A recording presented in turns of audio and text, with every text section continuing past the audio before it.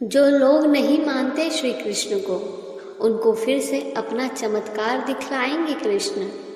जो लोग पूछ रहे हैं कहाँ हैं भगवान तुम्हारे, एक बार फिर धरती पर अवतार ले इस विडंबना को मिटाएंगे श्री कृष्ण।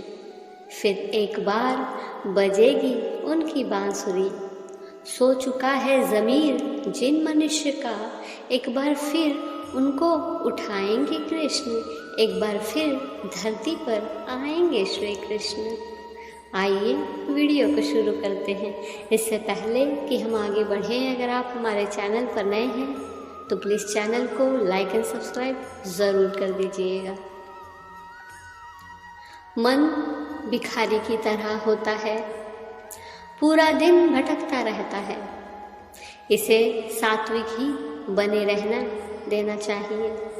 रजोगुण बढ़ा तो लोभ बढ़ेगा, और लोभ बढ़ा तो ज़्यादा भाग दौड़ होगी। हमारे मन की दौड़ जितनी अधिक होगी, मन में शांति उतनी ही कम। सुख में एवं प्रसन्नतापूर्ण जीवन के लिए सदा अच्छे विचारों में ही रहने का प्रयास किया जाना चाहिए। बिना परिश्रम किए कोई भी सफल नहीं हो सकता। आज का व्यक्ति नाम तो चाहता है, पर बिना काम किए। व्यक्ति सोचता तो बहुत है, पर असफल हो जाने के डर से और मानसिक आलस्य के कारण वो कोई ठोस योजना नहीं बना पाता। भागवत गीता में श्री कृष्ण यही कहते हैं कि अपने भाग्य से तुम्हें स्वयं ही लड़ना होगा। पुरुषार्थ के दम पर प्रारब्ध को बदलना होगा। जो आदमी अपने अंदर से ही असफल है, फिर वह बाहर सफल कैसे होगा।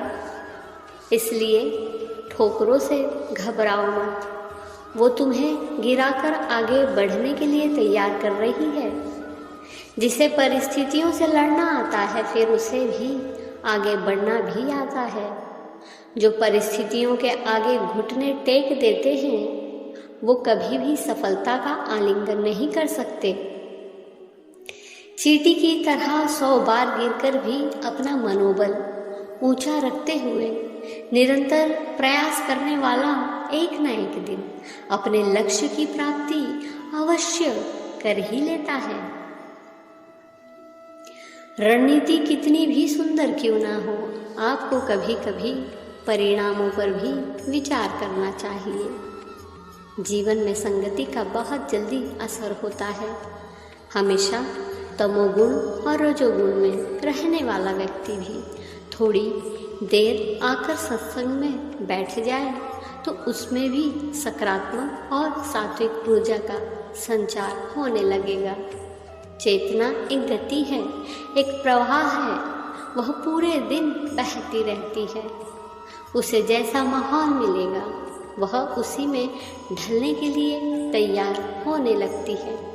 आदमी पूरे दिन बदल रहा है। अच्छे आदमी से मिलकर अच्छे होने का सोचने लगता है, तो बुरे आदमी से मिलकर बुरे होने के विचार आने लगते हैं। दूसरे के ऊपर ज़्यादा निर्भर रहने से आत्मिक दुर्बलता तो आती है, साथ ही छोटी छोटी ऐसी बाधाएं आती है जो पल में आपको विचलित कर जाती है। इसलिए स्वयं पर ही भरोसा रखें। दुनिया में ऐसा कुछ नहीं है जो तुम्हारे संकल्प से बड़ा हो।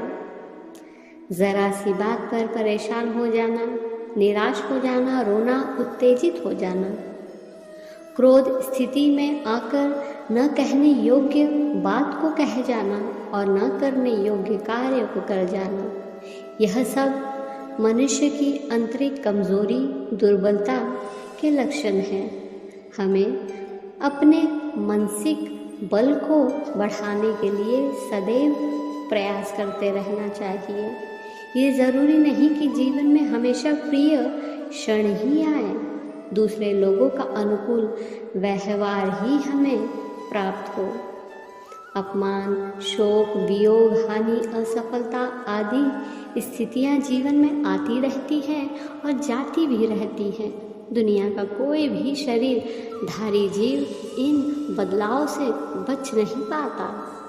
उत्तेजना और क्रोध में कहा गया शब्द और किया गया कार्य स्थिति को और बिगाड़ देता है। इसलिए मौन का और मुस्कुराहट को अपना आभूषण बनाए। संसार का चक्र ऐसे ही चलता रहेगा। मुस्कुराकर हर क्षण को स्वीकार करो। कठिन से कठिन विकट स्थिति में भी विवेकपूर्वक और धैर्यपूर्वक निर्णय लिया गया निर्णय ही सुखमय जीवन का आधार है। मुश्किल काम करने या मुश्किल समय से गुजरने से ही आप मजबूत बनते हैं। मनुष्य एवं पशु में एक ही प्रधान अंतर है और वो है विवेक। देखा जाए तो विवेक ही व्यक्ति को पशु बनने से रोकता है। विवेकवान व्यक्ति ही जीवन की प्रत्येक परिस्थिति, वस्तु, व्यक्ति, अवस्था इन सबको अपने अनुकूल कर सकता है।